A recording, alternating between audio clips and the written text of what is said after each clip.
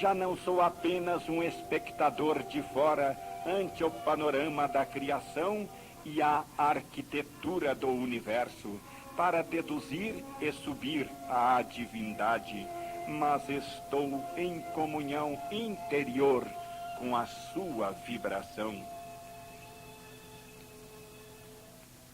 O meu olhar é um gesto que aperta o meu coração, todos os seres que comigo vivem em Deus. O meu olhar é um gesto que aperta ao meu coração todos os seres que comigo vivem em Deus. E todos cantamos o mesmo canto, vibramos na mesma harmonia, abraçamo-nos com o mesmo amor, vivemos a mesma alegria de viver, sofremos e estamos redimidos pela mesma dor. Subimos todos com o mesmo esforço para o mesmo Deus.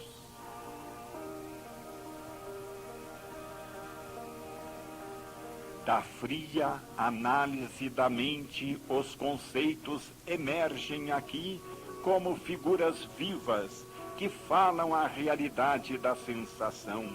Tudo se move, os fenômenos vivem, os seres respondem, as almas amam. O pensamento vivifica o espaço. A verdade se torna tangível, o todo toca minha expansão de consciência. Deus, então, é real, presente, atual e ativo, em mim e em torno de mim. Para onde quer que me volte, esta sensação absoluta emerge de todas as coisas.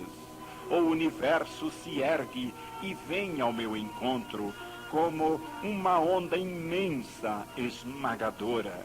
Morre-se em si mesmo, no próprio egoísmo, para ressurgir em todas as coisas.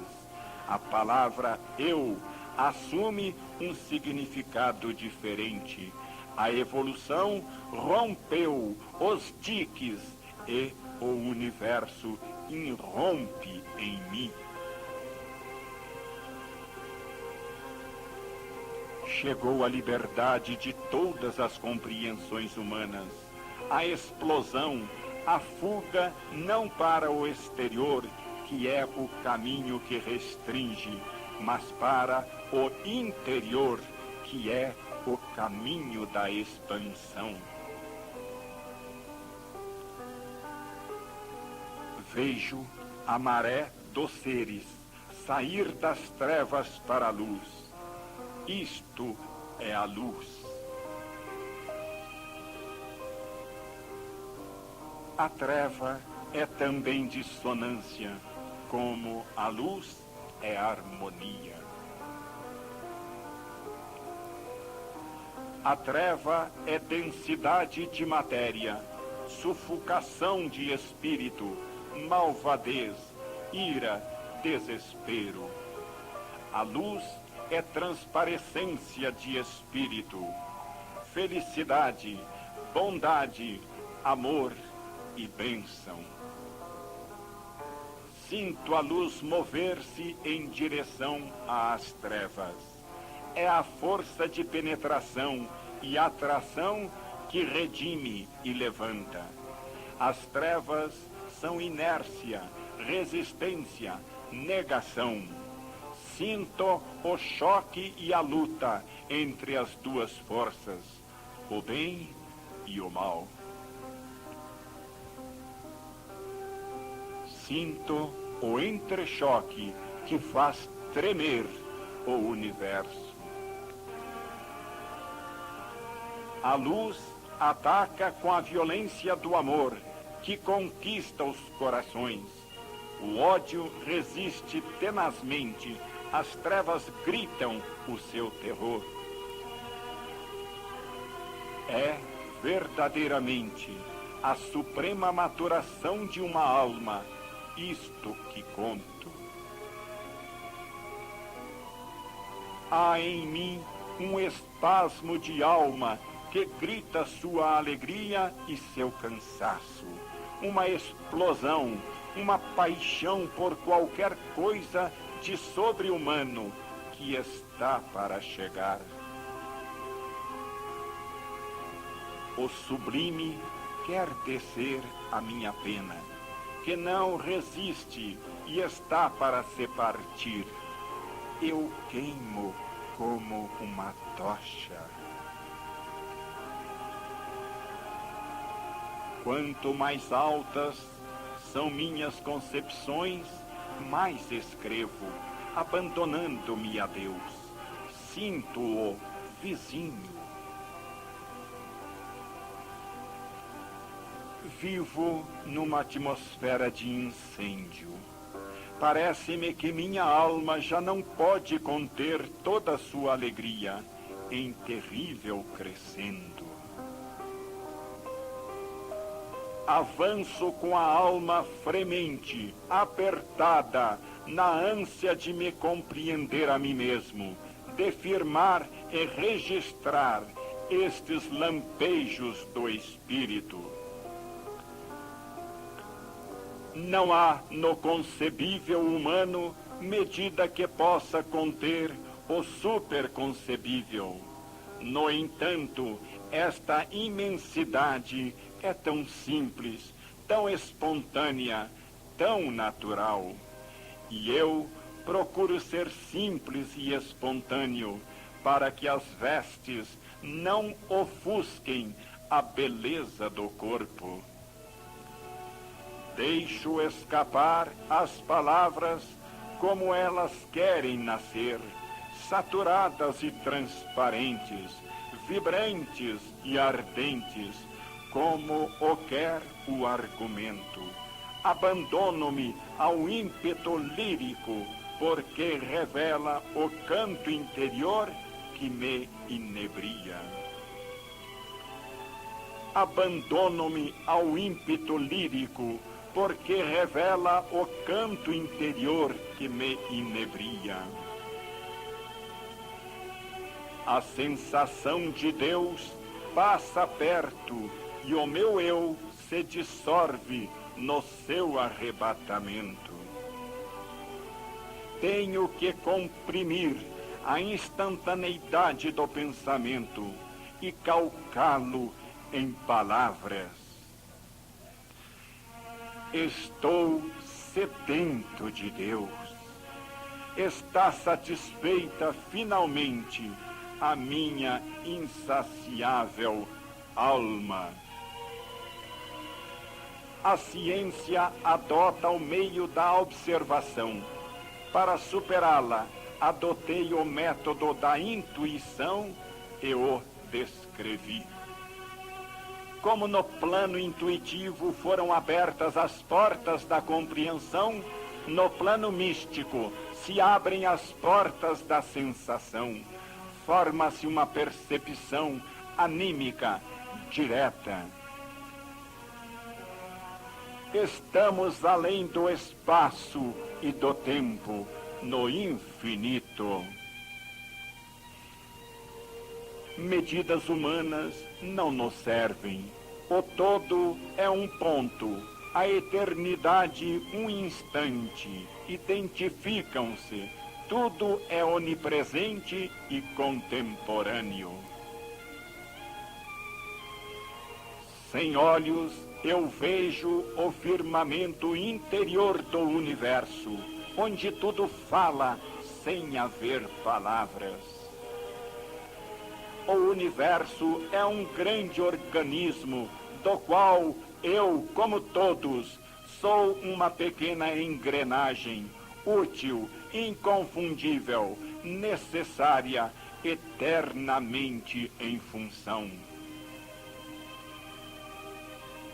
A verdade está em mim, nela estou imerso e ela me nutre. Percebo-a por identificação.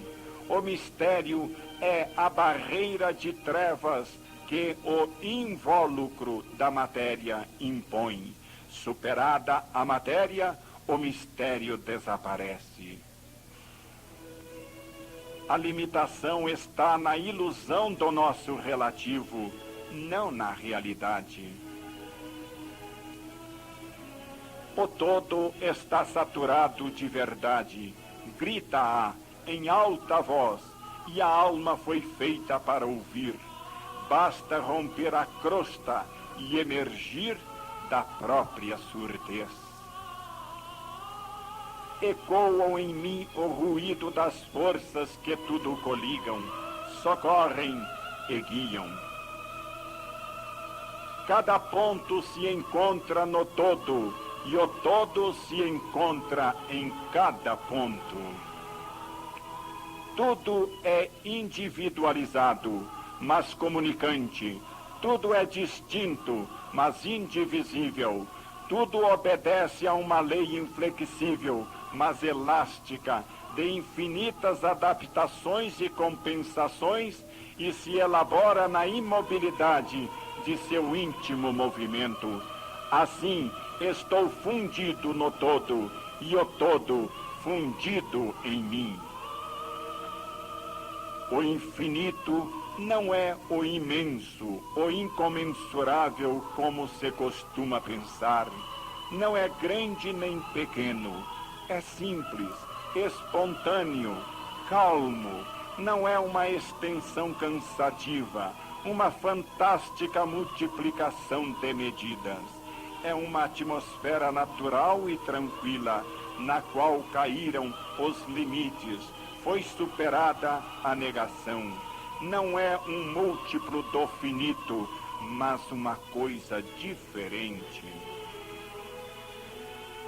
O infinito é estado de repouso, situado além dos limites que a mente humana, em seu relativo, procura eternamente superar, sem o conseguir jamais. Ali, o espírito chegou, ultrapassou seu superamento e seus trabalhos. A prece não é senão a harmonização inicial. Harmonizar-se na estética suprema de um ato de bondade e de amor fraternal em Cristo. Este é o caminho que conduz à sensação de Deus. Guiou-me ao centro, de esfera em esfera, um cântico de amor, deslizando ao longo da sinfonia dos fenômenos e da teoria dos seres. O meu espírito subiu a Deus. O verdadeiro Cristo é uma realidade e uma sensação imensa que repele imagens. É um infinito que se conquista por sucessivas aproximações. À medida que o espírito sobe aos vários planos de consciência, correspondem vários planos de conhecimento de Cristo, os quais são uma revelação progressiva de sua essência divina. O Cristo histórico realmente morreu e parece ter acabado. Mas existe um Cristo mais profundo e ele continua vivo. É dele que falo. Ele está vivo na minha sensação e na minha paixão, presente em nós, fora do espaço e do tempo, eternamente. Só a carne morre, só a matéria se desfaz, o espírito não. O Cristo real não abandonou jamais a terra, não poderia ser prejudicado por aquela pequena vicissitude humana da vida e da morte. Cristo vem não do exterior, em forma humana. A sua chegada se dá no interior, no espírito. É fato espiritual, é luz de compreensão e de amor. Sua realidade não pode ser procurada nos fenômenos físicos. O pré-anunciado reino dos céus está, antes de mais nada, no coração do homem. E este é o campo que tem de ser arado. Esta é a criação que deve ser feita. Cristo, com a sua paixão, lançou a ponte do amor através dos egoísmos humanos, entre si e eles. Abriu e moveu o vórtice do altruísmo. Deu o primeiro impulso à expansão. Tornou possível a unificação. O Cristo real é completo na sua trindade de Cristo histórico, Cristo cósmico e Cristo místico. Esta trindade projeta a sua imagem nas três fases evolutivas ou planos de existências do nosso universo: matéria, energia, espírito. Eu sou o caminho, a verdade, a vida. O caminho, isto é, a norma de vida prática sobre a terra para chegar a Deus. A verdade, isto é, a síntese do conhecimento, o pensamento de Deus. A vida, isto é, a força do amor, a unidade das almas em Deus.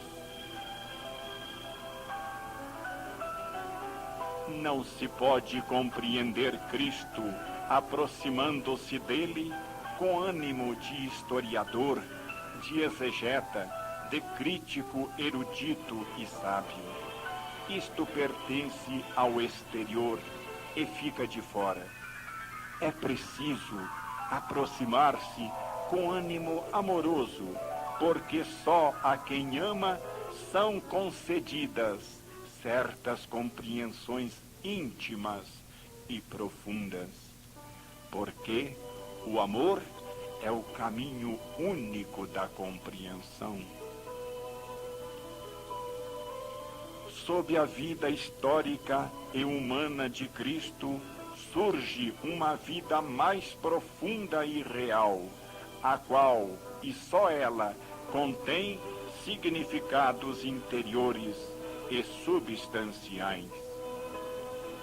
Cristo me aparece assim como um trovão que ouço, saindo da noite dos tempos e ecoando de século em século, como uma força progredindo em passo gigantesco através da história do mundo. Cristo é o fulcro do dinamismo das ascensões humanas. É a voz imensa do Espírito que tudo arrasta em sua força. É o traçado do cansativo caminho da vida. É a fecundação divina do humano para o divinizar. Através do amor, me aparece o vulto divino de Cristo. Sinto Cristo como uma força irradiante, tal como a luz do sol, saturando de si a nossa atmosfera espiritual, para que cada alma atinja, como cada planta, ao sol, segundo a sua capacidade de receber. É uma luz que desce, generosa e imparcial, mesmo no lodo, e não se mancha, conduz pureza, sempre renovada. É uma potência indestrutível, apesar dos assaltos do tempo, a caducidade das formas, os obstáculos do mal. Vejo-a presente em cada momento, em cada ser, em cada povo, em cada civilização. Cristo, tu és a bondade que acaricia, o amor que inflama, a luz que guia. Na fuga dos tempos, Cristo venceu. Com Cristo, a manifestação divina chega a uma nova dimensão. Aproxima-se mais um grau da vida e da sensação do homem. Inicia um lento processo de atração e de absorção, culminando na unificação. Com a chegada de Cristo, o divino escancara as portas e se despeja em jorro pela terra. Os diques ruem e a inundação começa. Cristo é o primeiro momento, o sinal sensível do nascimento desta força que jamais deixará de agir para o futuro, presente no infinito das coisas, no profundo das almas, na forma da vida, nas obras do homem.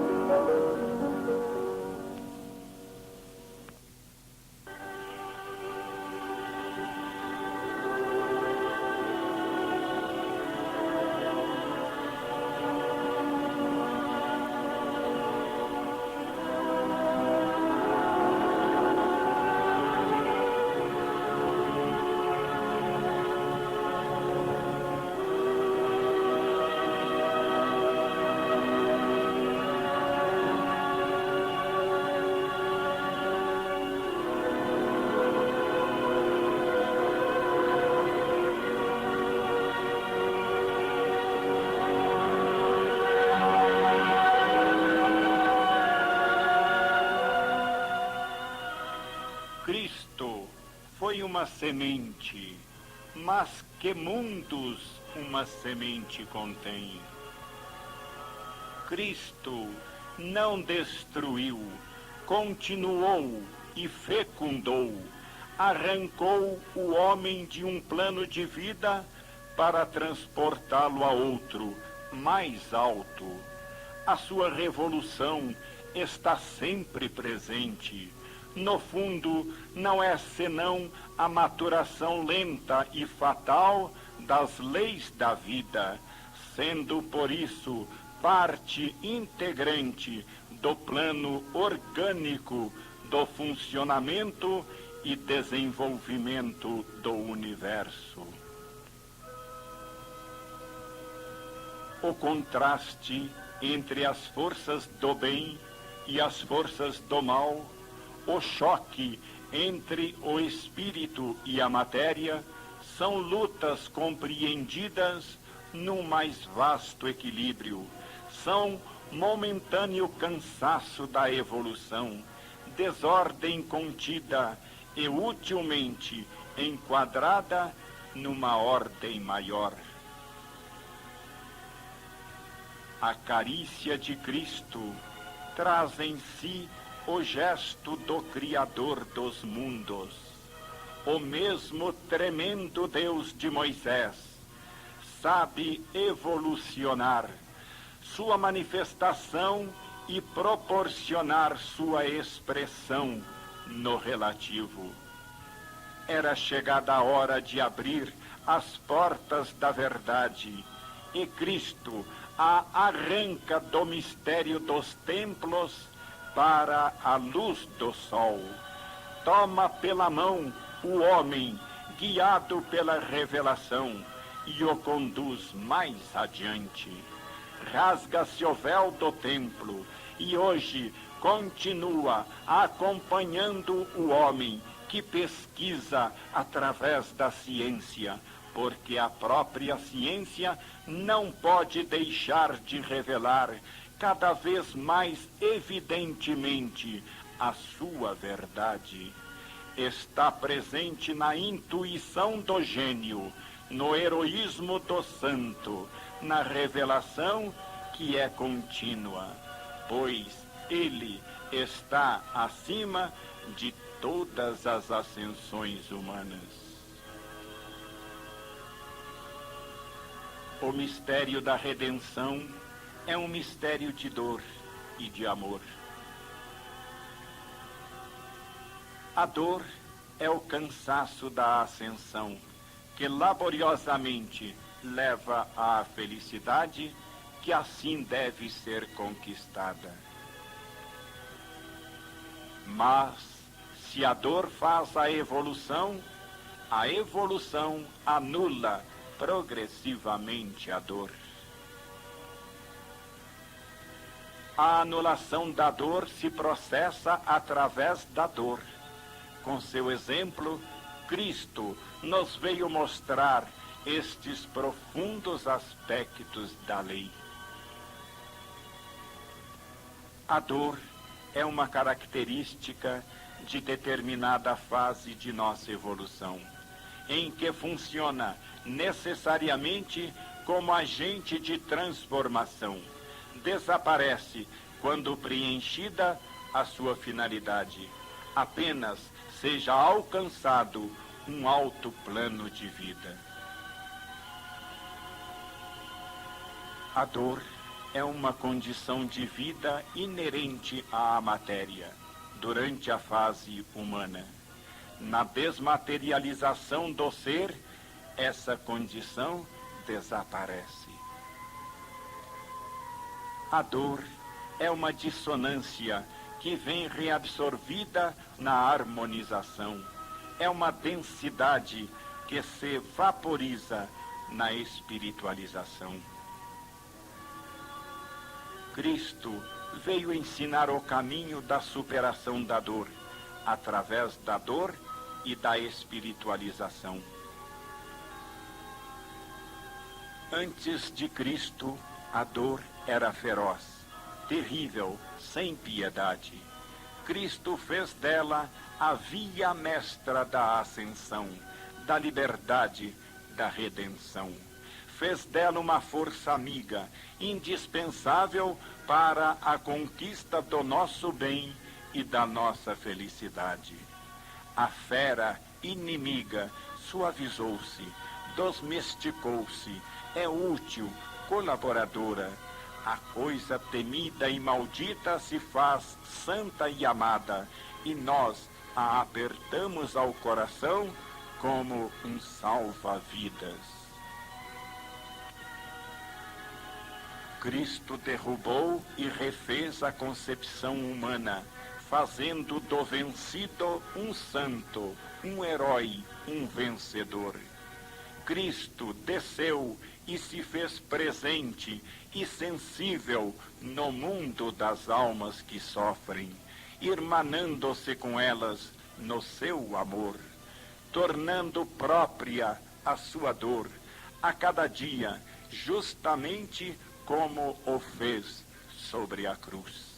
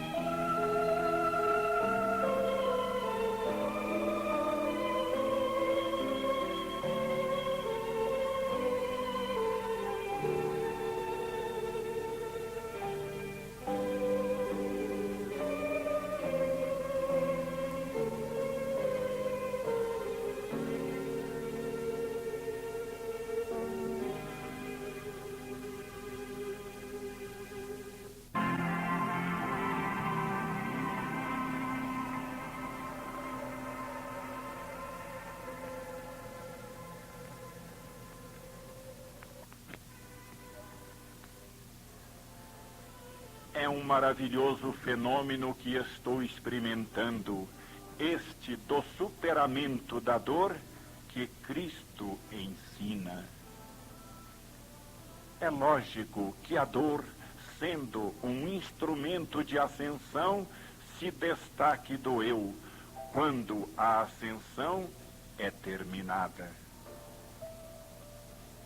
É necessário, na ordem do universo, que a dor caia quando for superada a função evolutiva de prova e de lição.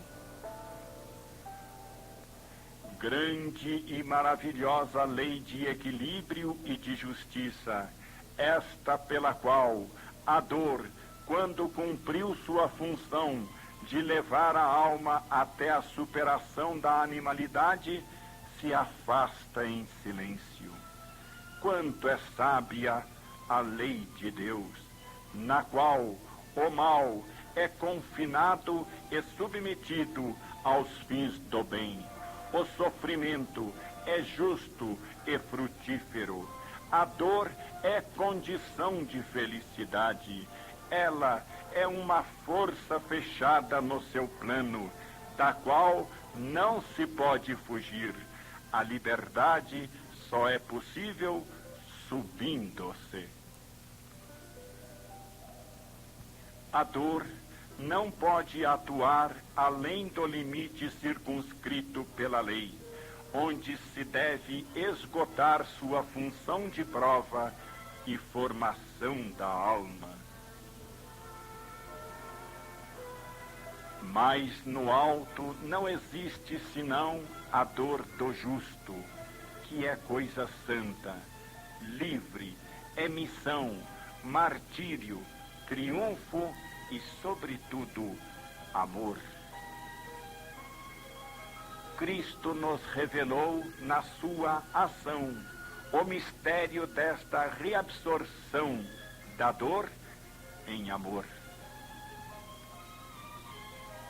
Cristo não desceu apenas para ensinar-nos a possibilidade de uma libertação.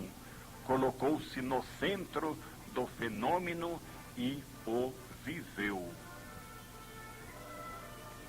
Este volume quer somente ser um ímpeto de fé e de paixão, um protesto de amor e veneração a Cristo. Representa somente a primeira explosão de estados místicos na vida do autor. Cristo se faz o grande inspirador, o invisível impulsionador da vida espiritual. A evolução humana se ergue atrás dele para segui-lo. Sem Cristo, a vida não podia ter alcançado o plano místico. Com ele, prepara-se para alcançá-lo. A história do homem continua a ser escrita no grande livro da vida e inicia uma nova página, a página do amor. Uma nova síntese floresce do trabalho dos milênios, uma nova clarinada emergindo da profundidade dos tempos.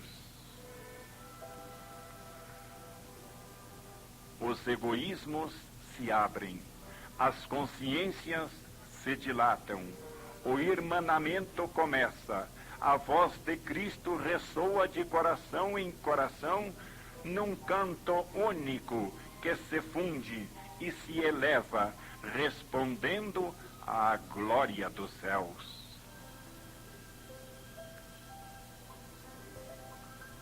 O mundo inicia uma poderosa marcha para a realização do reino de Deus, que não é dádiva gratuita à inércia humana, mas laboriosa conquista feita sob a inspiração de Cristo.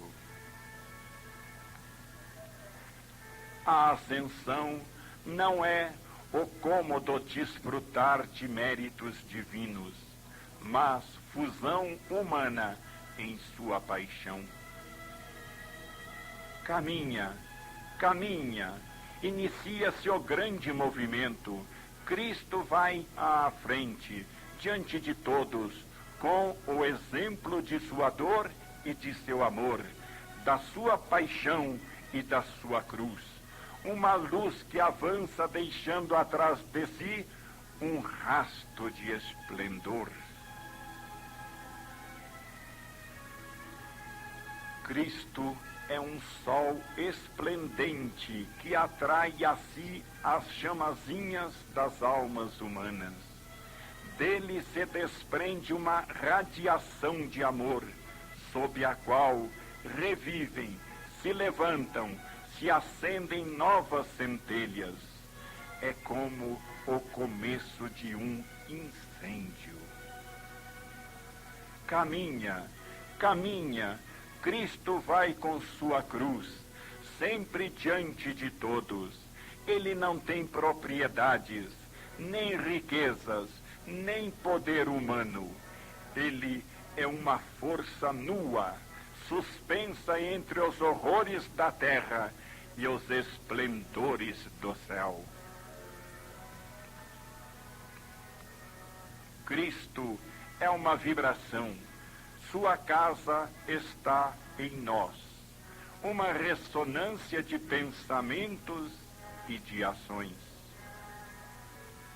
Caminha, caminha, ouço chegar sobre a onda do tempo, ecoando de século em século, esta nova voz de Deus, que traz a boa nova da bondade e do amor. Uma força nova invadiu o mundo e se propaga. A ferocidade humana se adoça num estremecimento de ternura. Sob o beijo de Cristo, também a natureza muda a linguagem. Até o cântico das criaturas de São Francisco. A alma humana abre-se como uma corola e desabrocha ao cântico de Deus. Caminha, caminha, Cristo adiante e atrás o mundo. Como é longa a estrada do reino de Deus. Quantos tropeçam e caem ao longo do caminho. Quanto esforço de alma para unir a terra ao céu. Cristo tomou nas mãos o estandarte da evolução e disse: sigam-me, eu sou o futuro. No entanto, eu caí novamente e então desanimei por minha fraqueza e tive medo por minha indignidade. Então a voz me disse: não temas, meu amor é mais forte que tua debilidade. Apoia a cabeça sobre meu peito e descansa. Então tornei a apanhar o Evangelho, para reler e recordar. Aquela sua palavra doce e potente empurra-me como um forte vento que me leva longe, até seu mundo, que não é este mundo. Releio lentamente aquela música vasta como o infinito, e minha alma desce, de trecho a trecho, aos significados mais profundos da sua palavra. Como sofro ao ver os cegos que afanosamente procuram o Cristo na história e doutamente discutem e tentam a reconstituição de sua figura entre as cinzas do tempo, enquanto que ele está próximo e sensível. Ele ressurgiu está vivo, caminha adiante de nós. Reabramos os olhos que o esqueceram e reveloemos. O espírito foge da terra, e quanto mais se fazem colossais as formas, menos aptas são para contê-lo. Tudo é inútil, peso morto. Tudo é perigosa dispersão, se não houver um meio de acender e manter nas almas, que são os verdadeiros templos, o espírito do Evangelho. A segurança, suprimindo a luta, suavizando a subida do Calvário, adormenta a capacidade de conquista. Cristo é uma força ativa e presente, antes de tudo, nas almas. Não pode ser destruído, não pode ser oculto. Se a presença de Cristo não sustém, se o divino tem de se afastar, então abre-se o abismo, e Cristo, humilde e simples, coloca-se em outra dimensão e continua em outro lugar o seu trabalho. Então, quem és tu, Cristo? Perguntei-o a minha dor, que tudo me ensinou, inclusive a reencontrar Deus. E ela me respondeu: Ele é o fraco a quem deves ajuda, o inimigo ao qual deves perdão, o pobre a quem deves tu próprio. Ele é paixão e renúncia, amor e ascensão. Ele é amplexo e elevação de alma. A grande síntese é uma revelação conexa, em sua substância evangélica, ao desenvolvimento gradual na terra do pensamento de Cristo, que é emanação contínua. Destruo as pontes atrás de mim, para que não me seja aberto senão um caminho, o de avançar.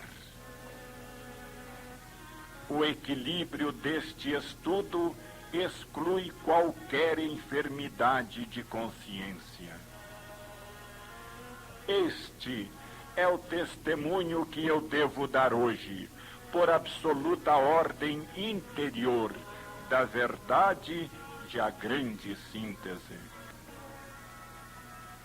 A íntima ligação de minha alma com Cristo, aqui exposta, confirma hoje e revalida as minhas graves afirmações de ontem, num caminho de tenaz e inflexível coerência. A minha meta é construir. Nunca me verão aqui acusar, agredir, demolir. O meu escopo é o bem, é unificar e não semear dissensões, irritações e antagonismos, polemizando. O meu método tem de ser necessariamente o método de Cristo: o sacrifício, o perdão, o amor.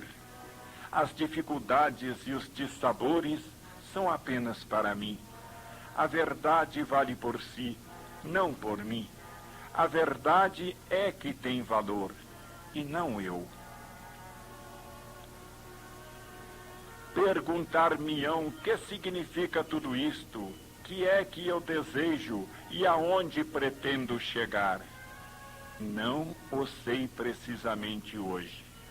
Certamente não se diz tudo quanto eu disse apenas para se lançar um livro. Sei apenas que atrás de mim há uma força imensa, à qual obedeço e sigo, sem saber, eu mesmo, dos futuros desenvolvimentos. Eu semeio, mas não colho.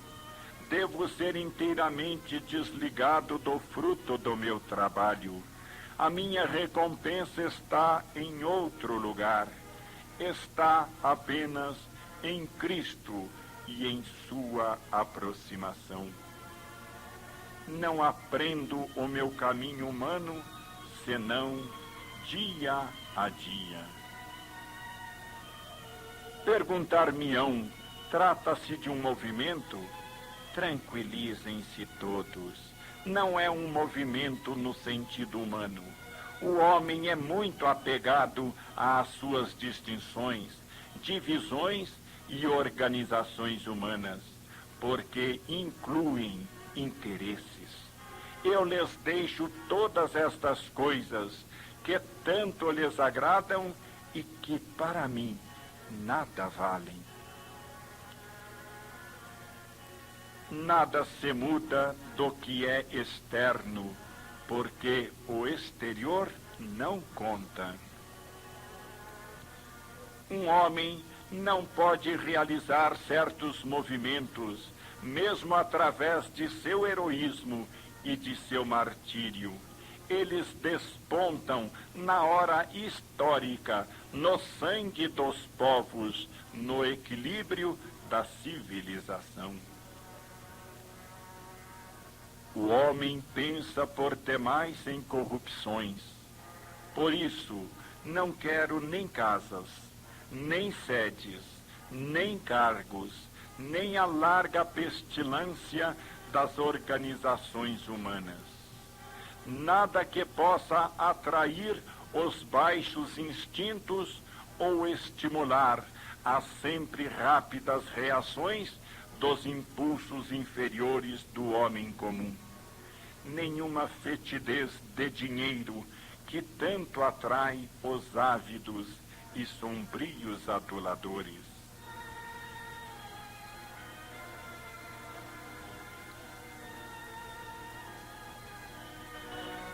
Os homens comuns fogem, graças a Deus, em face de um prato onde não há senão fadiga, dor, paixão de espírito. Esta é a minha segurança. Ai das crenças que não exalam somente o perfume da renúncia. Esta é a minha força diante do mundo, a ideia pura e nua, como desce do céu, e atirada como semente ao vento, para que germine sob o impulso secreto das leis da vida.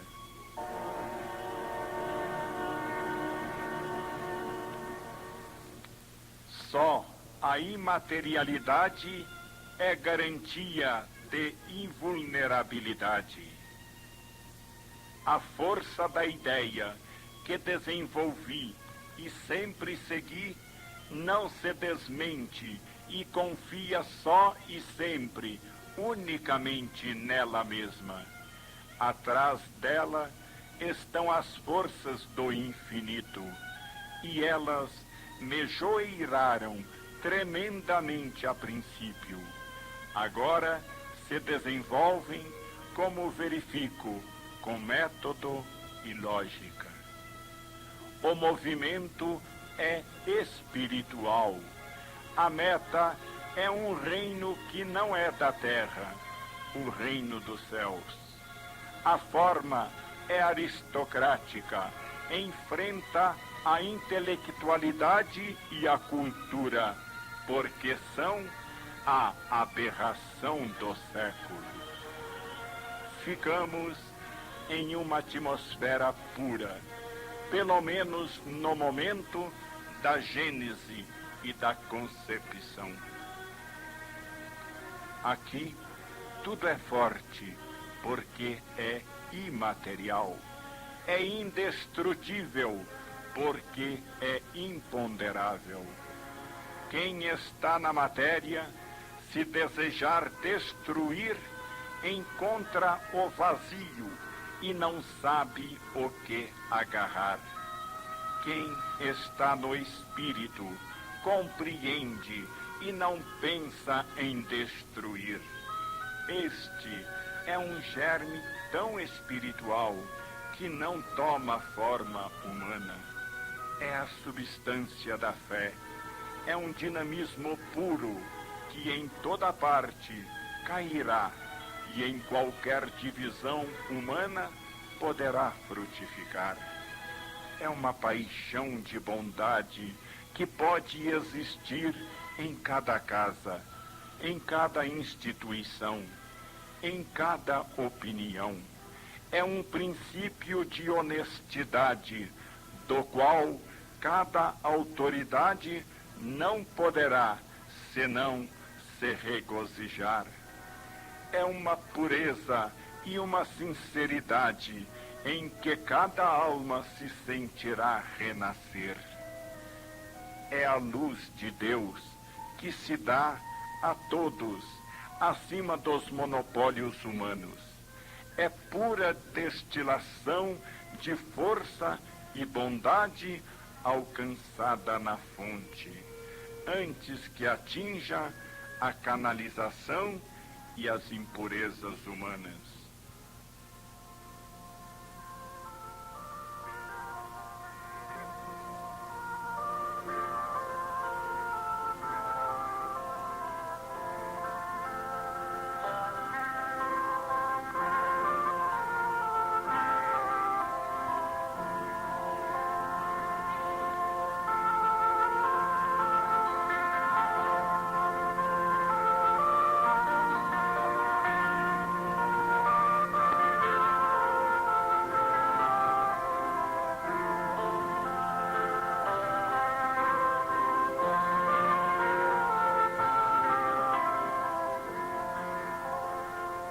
O Espírito é uma força viva que habita no coração do homem. Tanto esfregamos nossas almas impuras nas coisas santas, que, em lugar de nos santificarmos, tornamos estas impuras. Abaixamos tudo ao nosso nível, a fim de podermos carregar tudo conosco, para nosso uso e consumo. Estamos diante do dilema: ou ressurgir no espírito, ou morrer na matéria. A história prepara uma tremenda convulsão de dor. É a voz de Deus para os surdos. É a vida da redenção. Nos momentos supremos e decisivos, não resiste quem não for substancialmente forte e não estiver abastecido de espiritualidade, e não apenas de habilidades humanas. Mas o mal se destrói, também purifica, e nas mãos de Deus é guiado para os limites do bem.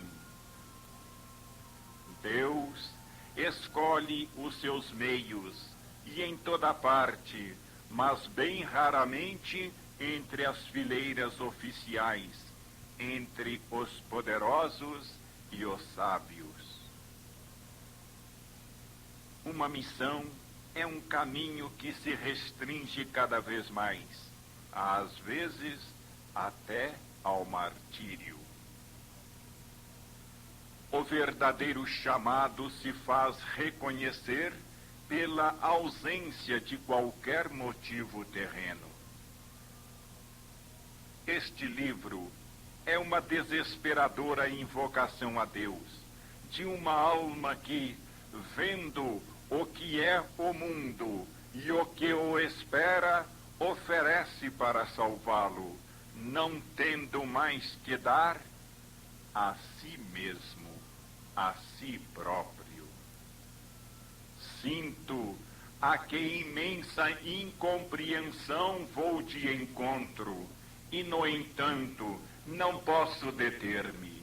Isso assinala o início do meu mais intenso sacrifício. Falo forte e alto, perturbo os que chegam, desfaço os acomodamentos, semeio o incêndio nos ânimos. Sou violento no espírito, porque devo abalar e salvar. Não me iludo, devo pagar pelas minhas afirmativas. Antes morrer que pensar não possa mantê-las. Não são coisas que se afoguem no silêncio ou possam desaparecer na indiferença. Chegará a hora do testemunho ainda mais evidente, não já de palavra, mas de ação e de dor. O meu caminho se estreita e não posso retroceder. A depuração deve ser severa e exigente na proporção da massa de afirmativas feitas. Bem sei que a sociedade moderna, que evita o sangue, sabe triturar um homem de forma sutil, muito mais dolorosa. Não é lícito, neste momento, cruzar os braços e ficar como espectador, porque a tempestade vem para todos. Os neutros serão arrastados e se tornarão servos.